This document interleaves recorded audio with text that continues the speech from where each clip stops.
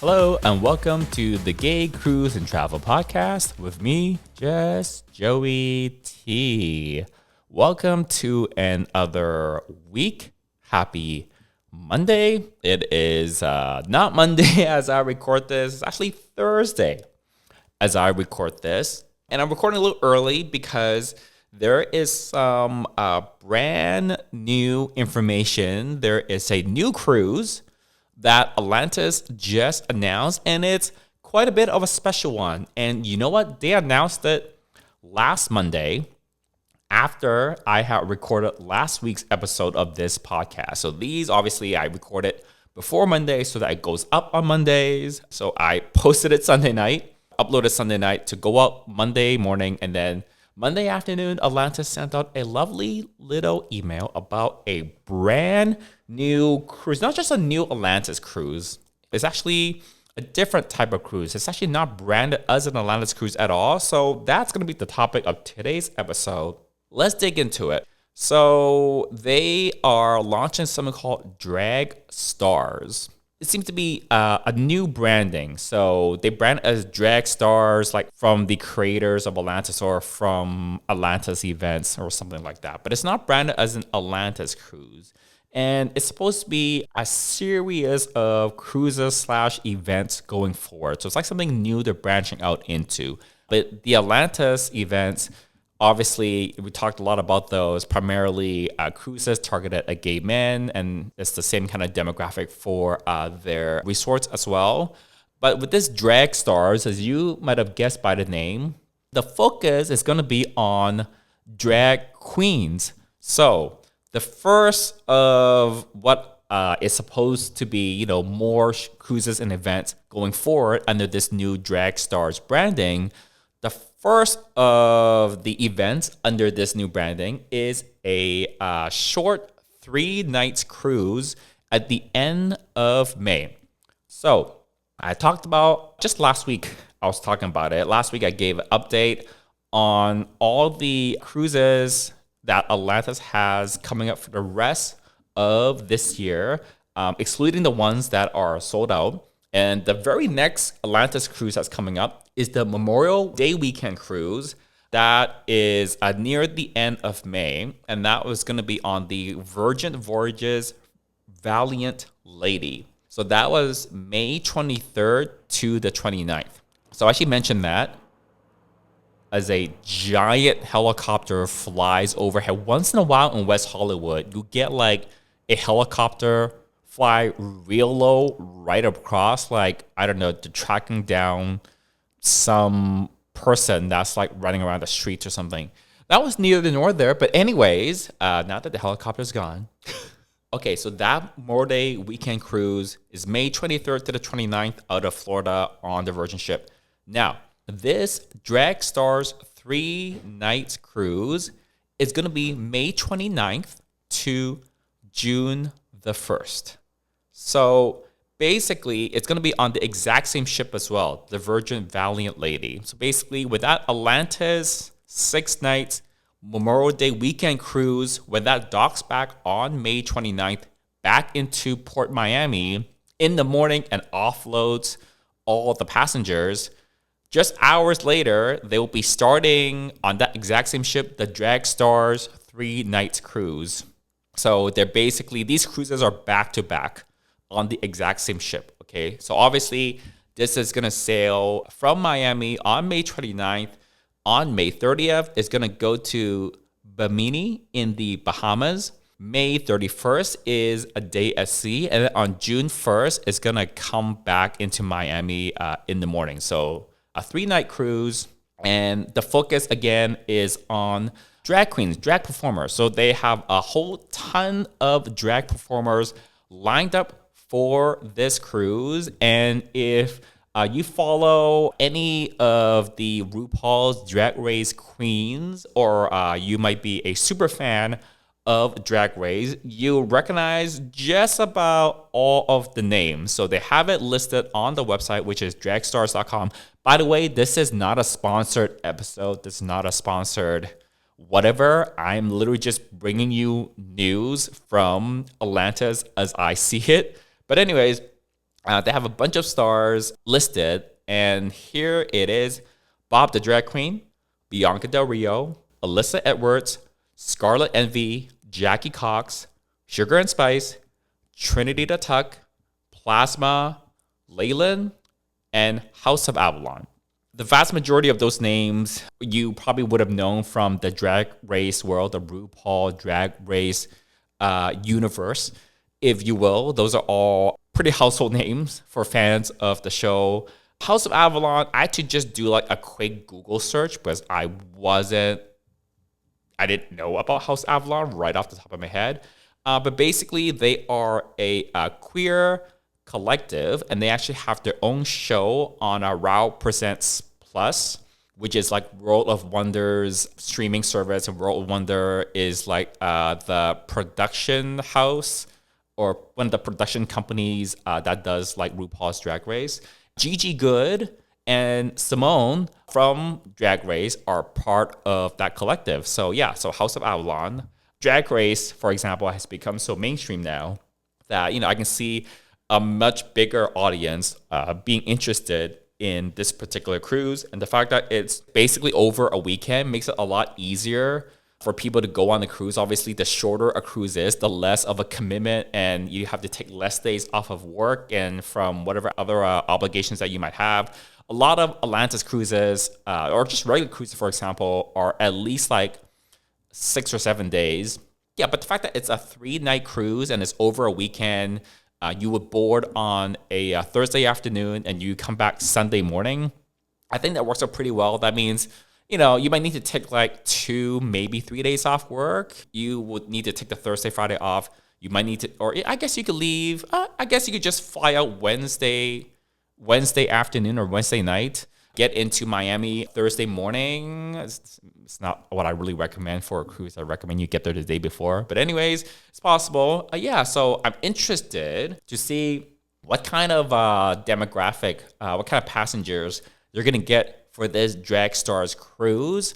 I'm a fan of RuPaul's Drag Race. I do watch Drag Race. I'm not like a super fan per se. I'm horrible with remembering things and with stats, so I can't remember like, oh, this queen did this challenge on like this episode. I'm not quite like that. I can't even remember like all the queens that have been on Drag Race, because there's been so many seasons of Drag Race and the different franchises as well. But like, I like watching the show. So yeah, I recognize a lot of the names that are they've got booked for this. So I think it's gonna be interesting. So one of my earliest teenage obsessions was skincare. Instead of looking at toys in the kids section at the store, I was looking at moisturizers in the skincare section. As I grew up and navigated my sexuality, I saw that most of the beauty industry was aimed at feminine women, sometimes at masculine men, but everyone else was left out. It wasn't for someone like me. With Surf Labs, I wanted to create a fun skincare experience for everyone. I'm pretty sure your skin doesn't care how mask or femme you are or who you love, but I'm absolutely sure you need to take care of it. Check us out at surflabs.co, servelabs.co, and you can also find us on Instagram and Twitter at surflabs. And the fact that this is obviously not just for like, not primarily targeted towards like queer people or like gay men, for example. There's gonna be a lot of people that are gonna be really interested to spend a few nights on a cruise and basically have what I assume to be like a whole bunch of entertainment and performances from all of these drag queens. I assume they're going to have more than just like shows that the drag queens are going to put on. When you get like a whole bunch of drag and queer performers together, I feel like they're not just all going to do their individual shows, which I guess they probably would do, but there's like so many possibilities for them to do like live collaborations and kind of interesting things when you have like so many of these performers and artists like all together on the same ship. So I'm really interested to see how it really turns out, what the performances are like, what the events are like. I'm interested to see what kind of people sign up to go on this cruise. Interested to see how it's going to be organized. But it's going to be quite different than the regular Atlantis cruises that I talk about so much and that some of you have been on as well. So if you are somewhat interested in booking this, the bookings, it literally just launched this past Monday. That's when the email blast went out to like a bunch of people. And I think that's also the same day that the website went live. Does not seem to be any sort of Atlantis alumni pre-sale like there usually would be for a regular Atlantis cruise. Probably because this is not a Atlantis branded cruise. It's branded under this Dragstar's new branding. So don't know how well this is going to sell. Again, on the one hand, the fact that there's so many drag queens on it, there are quite a few super fans of the drag race that I think will want to jump and book on this because there's like so many noteworthy, high profile celebrity queens on this cruise. But the other thing is, it's only 5 weeks away, 4 or 5 weeks away. I wish they would have launched this sooner because I think that's going to be a factor in how many people are going to be able to actually attend this cruise. There are going to be some people that when it's only a month out, they would have loved to go on this cruise, and they would have if they had knew about this, I don't know, 2 months ago, 3 months ago, 4 months ago. They should have launched this earlier, and I'm convinced that if they launched it like 2, 3, 4 months earlier, they would sell more rooms and more tickets for this. The other thing that's related to that is a lot of people tend to have Memorial Day weekend plans. People tend to take a trip or do something for that week already. And for the people that take a trip for Memorial Day weekend, they are going to be less likely to want to take another trip the weekend right after that. You know, they just went on one trip. They might have even taken a little bit of time off work to go on whatever Memorial Day weekend trip they had planned, probably not just yesterday. They've been planning it probably for a little bit now. And to try to get people to take another trip and take more days off from work the weekend right after a big holiday in the US, that kind of sort of is a disadvantage. It's a negative. You know, when you try to position an event right after a big holiday weekend, like people have already planned to do something for Memorial Day weekend, most likely. And for them to plan another trip right after, the weekend after, they're less likely to do that. So the timing of this, from that point of view, I feel like it's a little difficult for them. However, I feel like the reason that it is on this particular weekend, this is not on any information. I do not work for Atlantis. I don't get any information from Atlantis. This is purely from my own educated guess. My guess is that they already got this ship for the Memorial Day weekend cruise. And they probably got a good deal from Virgin. And the conversation probably went something like, from Virgin to Atlantis, probably like, hey, you guys chartered this ship for 6 nights over Memorial Day weekend. We kind of don't have the ship doing anything for the following 3 or 4 days until the next regular Virgin voyages sailing on this ship. Would you guys like to charter this ship for like 3 or 4 days for like super cheap? And then Atlantis is probably like, yeah, sure. I think we can conjure up some sort of charter for that. And here we are. And that's not necessarily a bad thing. I think it's kind of a great idea for them to have this Dragstars sailing. I think it's great. I think it's going to appeal to a lot of people, definitely a wider audience than the typical Atlantis cruises audience. So I love that they're branching out. I love that they have so many fabulous drag performers, queer performers on this cruise. Like, I would want to go on this cruise. Like, I actually would want to go on this cruise. I need to see if my calendar money situation allows me to do it. I mean, again, cruises are not cheap. So with that, let's take a look at some of the prices. And these are the prices that are posted on the the dragstars.com. I keep on saying drag race, but dragstars.com is the website for the cruise. And all the pricing is already there. Right now, pretty much every type of room is available. Looks like a couple of the expensive suites are already sold out, but like, you know, there's probably like a couple of big spenders that probably booked a couple of the nicer suites already, but like the ship is wide open otherwise. Wide open. Starting from the bottom, we got interior staterooms. So these are rooms that have no view, no windows, no balcony. And these are usually the least expensive types of rooms. Just like most other cruises, these are double occupancy rates. But again, there are some solo rates that are single occupancy rates. But for example, for just a regular inside interior stateroom for double occupancy, it's $499 to $549. That's the base price. And on top of that, you have to add the port fees. And that's $130 per person. So that's not too bad.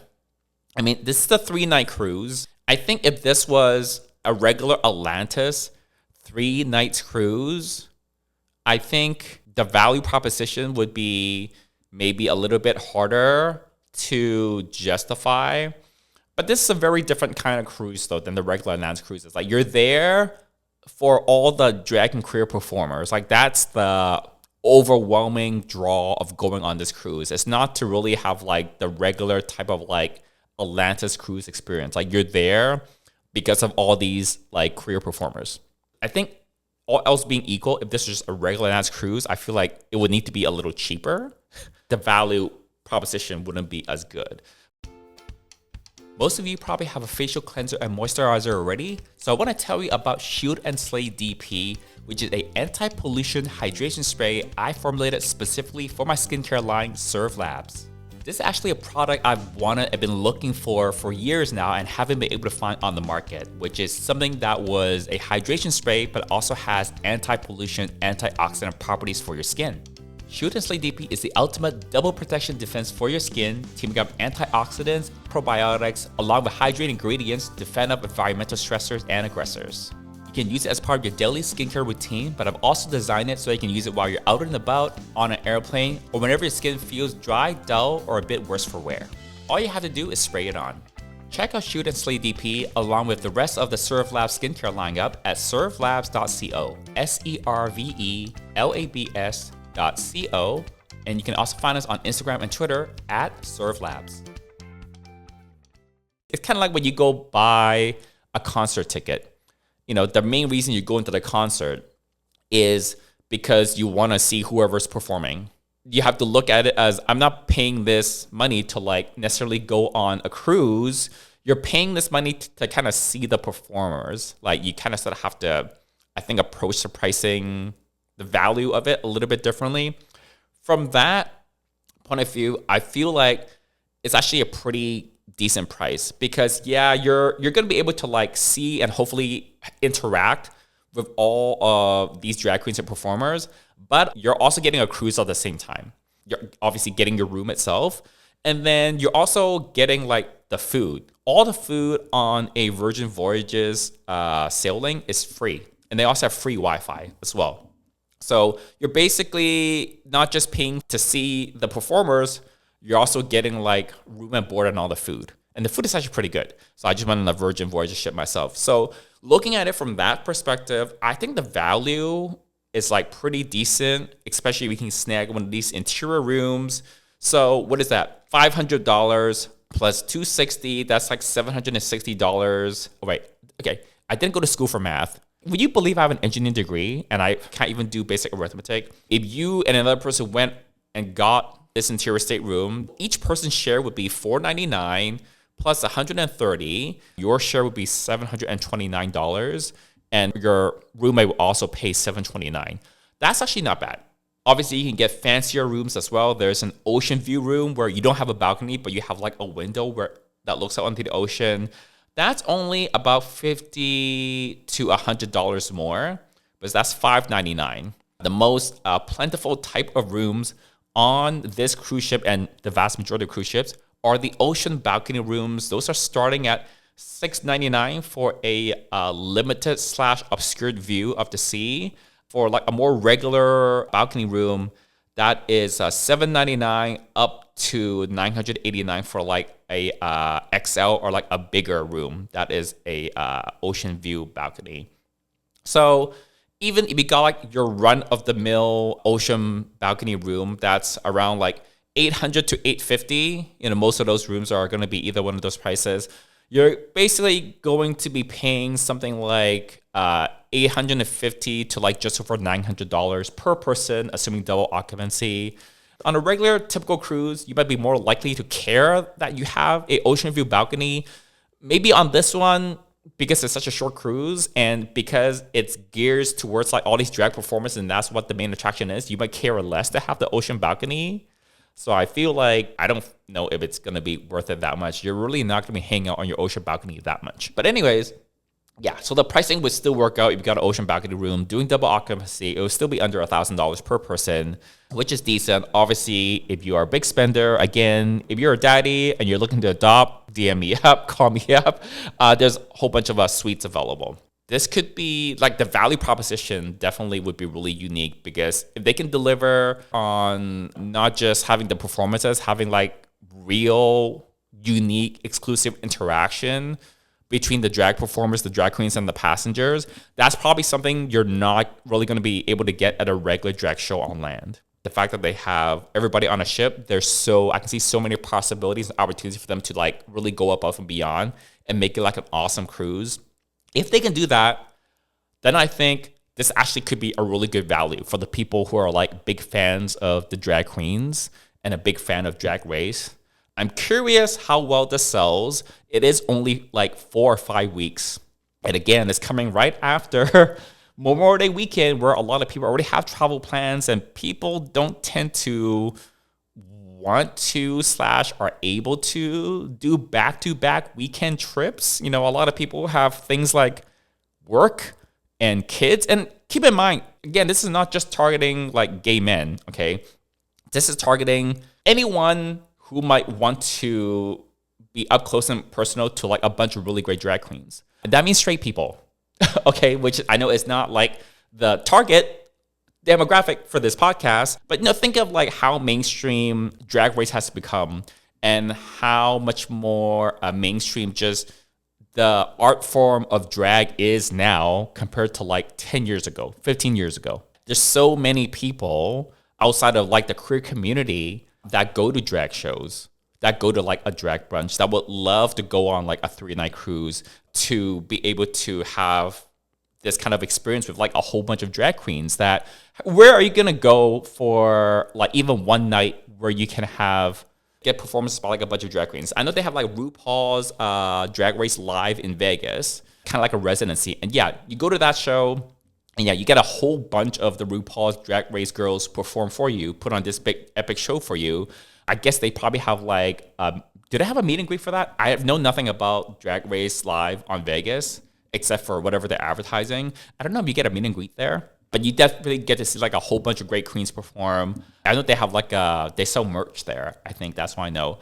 But again, assuming that they can kind of take this to a next level, not just have the queens perform for the people, but add on some extra interaction, extra value. This is like actually like a really unique proposition. And if any of you are interested in this particular cruise, I would love to hear from you to see what your thoughts are. It's something a little bit new. I guess maybe there have been some other companies that have done drag queen type cruises before. I don't know. Maybe yes, maybe no. If you have heard of some, feel free to comment down in the YouTube section of the video version of this podcast on my channel, Just Joey T. Finally, oh man, I should have put the plug up top. Okay, maybe in the edit, I'll put this up top. But anyways, I have a brand new YouTube video out. Oh, it's fine. If you guys probably have already seen the YouTube notification, but yeah, I just put up a brand new YouTube video tackling gay cruise facts and myths. So go check that out. I did a video back in 2018. It was titled something like Gay Cruise Myths Debunked or something like that. And it was one of the more popular videos on my channel. That is not a after movie. So a lot of the cruises that I've gone on, I'll be taking video footage throughout the cruise, and I'll put together like an after movie of that cruise.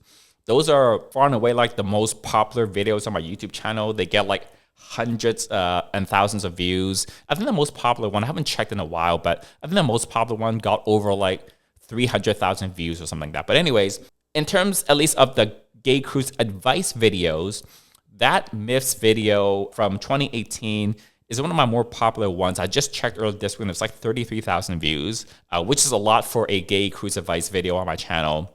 And I wanted to do an updated version of that, which is what I just posted last week. It just went up on Thursday. So go check that out. And I hope you enjoy it. And again, yeah, if you got any gay cruise or travel related questions or comments or curiosities, always feel free to comment those in any of the YouTube videos on my YouTube channel, just Joey T. They will pop up on my little YouTube dashboard and I will see them. But until next time, bye y'all.